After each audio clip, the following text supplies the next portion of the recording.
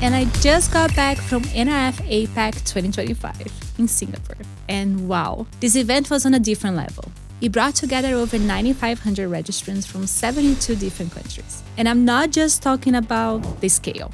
The energy, the ideas, the conversations, they were all incredible. Across 3 days, we heard from 150 speakers, saw 240 exhibitors and sponsors. And what stood out to me the most was how regional the focus really was. It wasn't just retail trends we hear about globally, but real APAC stories. Challenges, innovations, and opportunities that are shaping the east side of the world.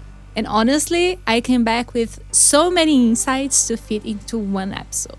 So we decided to do something special, a 6-part APAC series in partnership with NRF. And this episode, the one you're watching right now, kicks it off. I'll walk you through some of the moments that really stayed with me, from chance meetings with CEOs on shuttle buses to powerful conversations on AI, emotional intelligence, quick commerce, and what really takes to build great customer experience in one of the most diverse regions on the planet. Here's Paula Macadi, and this is episode 75 of my show. Welcome to OFFBounds. From the 3rd to the 5th of this month, we were immersed into a journey of content and discoveries of the most exciting region in our industry. This was the 2nd edition of NRF APAC, and I really have to say that I left with my heart and mind full of excitement that I can't wait to share with you. The event happened again in one of the most exciting buildings in the world, Marina Bay Sands, and just like the region that is so diverse, the conference was full of diverse crowd looking to learn more about each other's cultures and businesses, which is exactly the proposition of the event and something I truly believe that we do business better when we learn from shared experiences. One of the things I love about covering the Asia-Pacific region is that we are always talking about a completely different scale of operations and complexity. When I was sitting at the bus heading to the first day of the event, I got a seat right next to Ryan Alphonse Calot, who in a casual conversation shared that he is the CEO of Alfamart, a convenience store chain from Indonesia that has 22,000 stores. And I will say that again, 22,000 stores, employing more than 160,000 employees.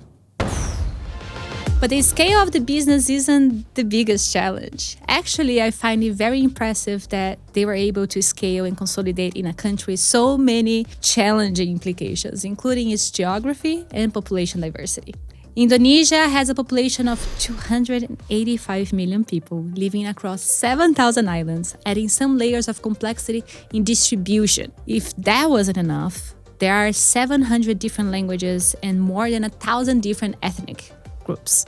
At NRF APAC, there was a country spotlight session on Indonesia with MasterCard's chief economist David Mann, who isn't a stranger here for us on OFFBounds, and digital reporter's Simon Kim. And they shared some interesting facts about the country. One that stood out to me was around conversational commerce.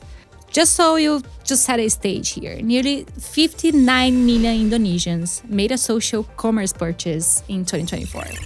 Revenue is projected to reach almost $2 billion in 2025, which is very significant. When analyzing the most used social platforms, WhatsApp is first with almost 92% of the population. And Simon shared that 20% of grocery orders are made via WhatsApp. And it's not through a complex technology platform or a system that uses the app so they can order it. It's literally like messaging the store and ordering it, which is mind-blowing for me. Indonesia is just such an incredible example of the strength of Southeast Asia. And one of the first presentations of the event, actually, Sam Kim, the CEO of the Korean group Lotte Retail, took the stage to talk about the incredible transformation of the group and how they are focusing on expanding the business to Vietnam and Indonesia. And one of the justifications is that there's a lot of young people there. In fact, South Korea has become a super-aged country, with 20% of the population being over 65 years old. So markets with good demographic dividend, meaning lots of people entering the workforce, are becoming very attractive for international investment. Sam's presentation at NRF APAC was probably one of the highlights of the event, and I'm happy to say that he's agreed to be a guest on OFFBounds. And he joined us for his first ever podcast interview, and here is just a glimpse of what we talked about, and you can watch it in our next week episode. Just for your listeners, I don't know if they're aware, but Korea is the first country now to go across 50% in e-commerce shopping. So for Koreans, I don't think I tell my organization that there is no more online or offline. There is no line.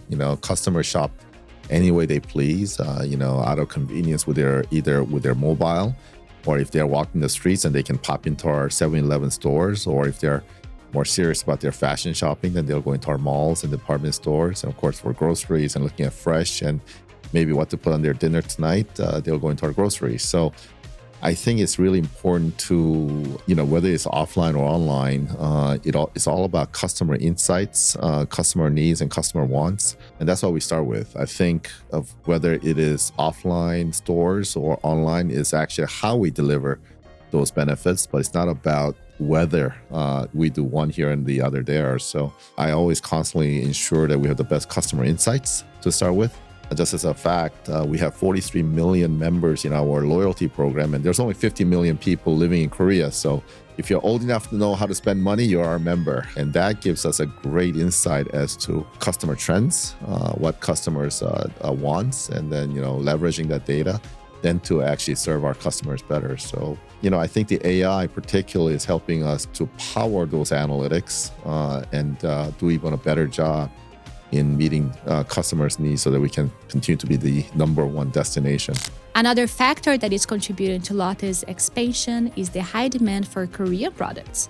There is this Koreanization of the world, thanks to K-pop, Korean dramas, and skincare. And this desire is helping create a series of opportunities for this retail giant.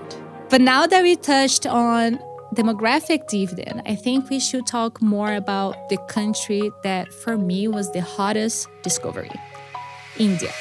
I've known for a while that India is growing super fast and that there's a lot of opportunities, especially on the digitalization side. But then I had this conversation with Nandita Sinha. She's the CEO of Myntra, India's largest e-commerce stores for fashion and lifestyle products, and she blew my mind. If you look at the market in India, the fashion lifestyle market would be close to $120, $130 billion, out of which only 14-15% is actually digitized. The rest of it is still offline. So you have almost 85% of the market which has to go through this digitization journey. And this is around half of what, or maybe 1/3 of what the rest of the markets are, whether you look east or whether you look towards the west. And therefore, we are at that unique position that we have to take this digitization of lifestyle and fashion to almost 2 to 3 times of where it is today. And that's the journey that we have to go through. The other interesting part about India is that almost 50 to 55% of the market is still unbranded. So it's not 100% branded fashion like it is, or majority of it is not branded fashion, it is actually unbranded fashion. And the thing that I even mentioned to Nandita in our interview is that when I was studying about India's e-commerce industry, I asked one of my friends from there about it, and I'll read exactly what she said. So I asked her, how is the e-commerce in India? And she replied to me, in India, e-commerce is much more advanced than any other country, I feel. I went to London recently and I was really disappointed with the timelines for delivery and everything just taking more days. In India now, we have quick commerce, where things are getting delivered in a matter of minutes. And this includes clothing as well.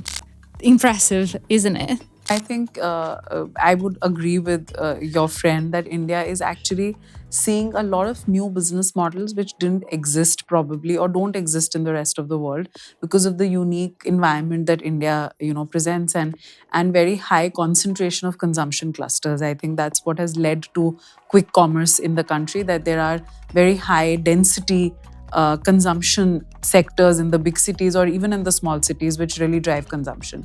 So speed is becoming increasingly important for the customer, especially again post-pandemic. For them, e-commerce became a way of life. And therefore, when it is a way of life, you don't want to wait for 3 days or 2 days, and you want it to be as fast as possible.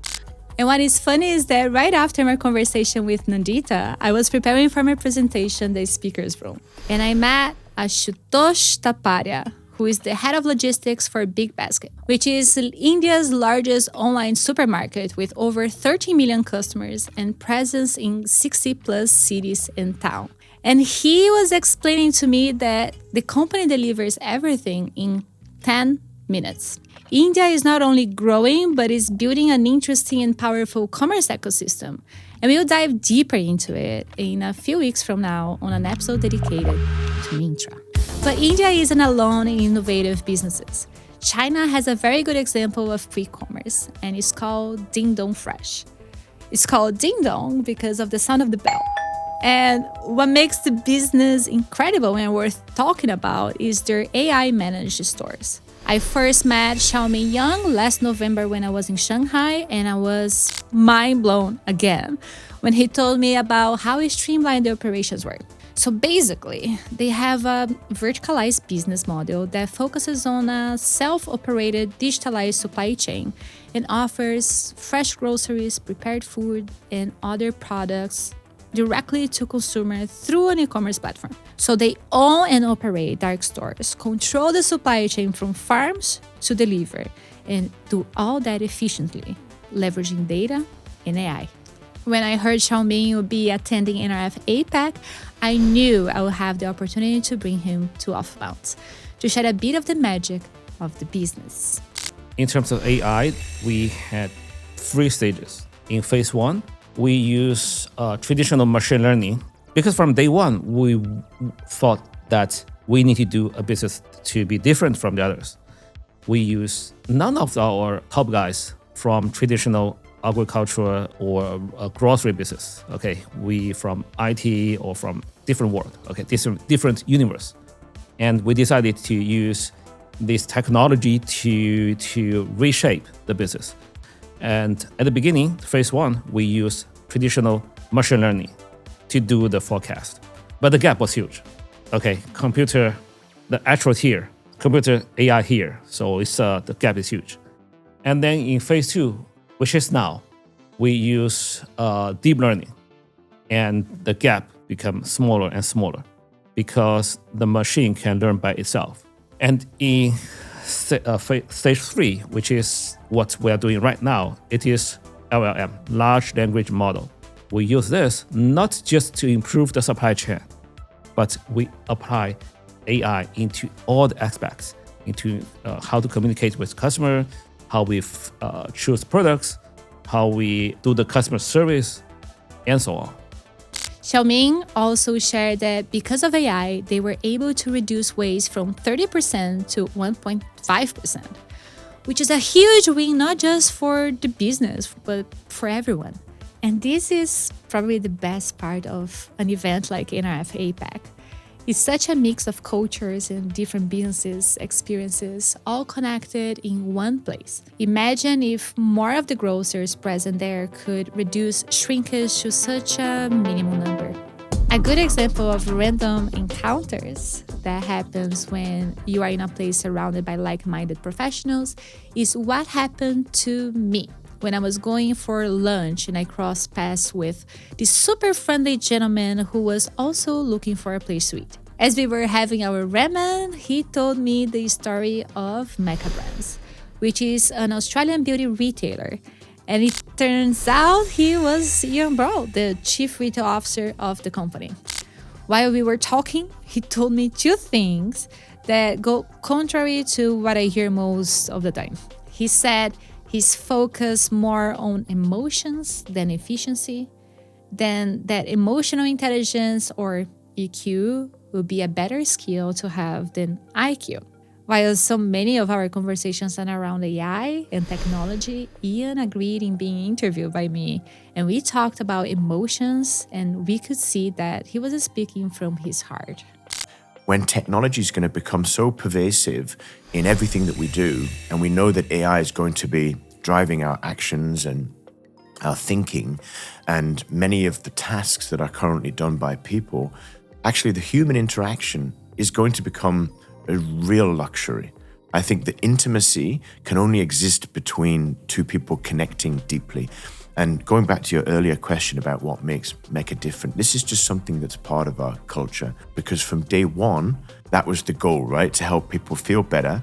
And when you follow these steps, it leads to intimacy, right? Like seeing each other deeply and understanding each other. And it's there's a lot in that for the team as well. It's not just, the customers, of course, it's the most important. It's what we do, it's why we do it. But we also see from our team satisfaction surveys that they also love working at Mecca. And I think it's because who doesn't enjoy, helping someone feel better, right? Who doesn't get some joy from that? And the truth is that to thrive in our industry, we need both good technology and good people, well-trained people. In fact, it is by making our employees happy that we can actually deliver great customer experiences. And this was exactly the topic of the session that I had the pleasure to moderate with two incredible leaders. Mia Anderson is the GM of retail and channels of a New Zealand telco company called 2 Degrees. And she shared how they went through a transformation that started by listening to the front line, resulting in a jump of employee NPS of negative 19 to a positive 75. And Panchali, who is the Chief People Officer of a massive Thai retailer called Central Retail that has 60,000 employees. What is so interesting about her, though, is that she has a challenge of the scale. But something that she realized was that in order to make the whole company happy, she had to start by making her own HR team happy first. And since then, the company has won 21 awards for that. And I'm happy to say that this was our first episode recorded on stage, which is a milestone for OFFBounds. That's it for today's recap. But honestly, there's so much to learn from the APAC region, and we are just scratching the surface. That's why we are rolling out a special 6-part APAC series here on our channel, featuring insights from leaders across India, New Zealand, Korea, Thailand, Australia, China, and even the US. Each episode dives deep into what makes retail in the East part of the world so unique, from quick commerce and AI to human connection and cultural nuance. So if you are as curious as I am about what is shaping the future of retail, make sure to follow or subscribe so you don't miss what's coming next. Next week, I'll sit down with Sam Kim, the CEO of the Korean group Lotte, to talk about what it takes to lead a retail transformation at a massive scale. We explore how Lotte is reinventing itself in Asia Pacific, how they are unifying physical and digital experiences, and why the future of retail might not be about stores at all, but ecosystems. See you next Tuesday.